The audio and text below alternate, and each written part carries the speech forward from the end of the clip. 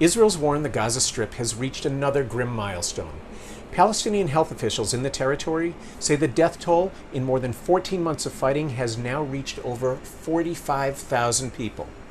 The Gaza Health Ministry doesn't differentiate between militants and civilians, but it does say that more than half of the dead were women and children. Israel has questioned these figures. Officials say that they believe roughly half of the dead are Palestinian militants, but they haven't been clear on how they've reached those numbers. Either way, this is a huge number. 45,000 people amounts to roughly 2% of Gaza's entire pre-war population, and this doesn't include thousands of people who still remain unaccounted for. It's believed that they are buried in the rubble left behind by the fighting. The war, of course, has had taken a heavy toll on the Israeli side as well. Officials report over 1,800 people killed since the war erupted in October 2023. Also, roughly 100 people are still being held hostage in Gaza. Now, these numbers come at a time of rising hopes for a ceasefire.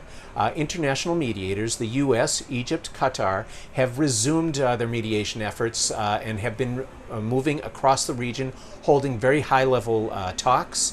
There are signs of optimism. You hear it on the Israeli side and the Hamas side that they are close to a deal, but we have been through this drill before many times during this war.